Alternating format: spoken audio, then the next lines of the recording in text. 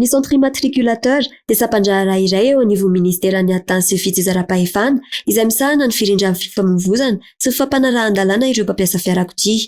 Noho ny olana izay nisy teo aloha dia nisafidy ny hanova mpiara-miasa hanotany carte grise sy ny permis de conduire ny eo anivon'ity ministera ity. Ho an'ny Tomasina manokana dia nanomboka ny volana oktobra 2024 ka hatramin'ny volana jiona 2024.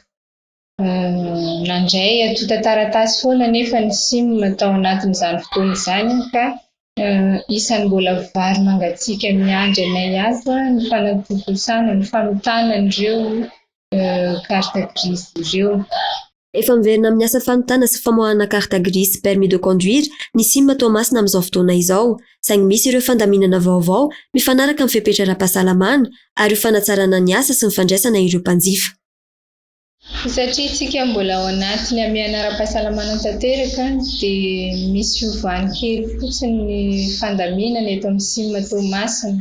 Ny latsinainy, ny talata ary ny alakamisy no mandray atota taratasy vaovao an'izay angataka carte grise ary ny alarobia sy ny zoma kosa dia atokantsika fizarana an'ireo carte grise efa vita. Mikasika ny fanomezan-dalana amidy fiarakodia indray dia ny latsinainy, talata, alarobia ary lakamisy folakandro kosa ny fandraisana ny atota taratasy rehetra sy ny fizarana ny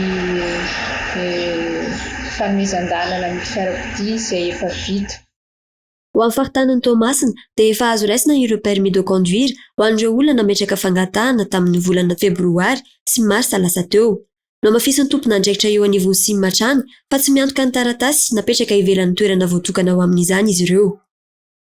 Manentana antsika jiaby izay manandrara sy izay mikasa hikarakara atota taratasy eto amin'ny SIM Tomasina mba tsy salasala, hanampy ary aza ankinina amin'ny olo tsy fantatra ny fikarakarana ny atota taratasintsika satria saripady dia saripady tokoa izy ireny.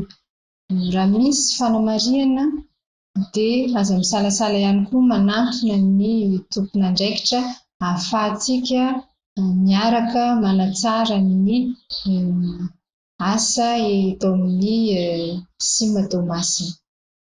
Mitohy hatrany ny ezaka ho fandaminana sy fanatsarana ny asa ho an'ny daholobe.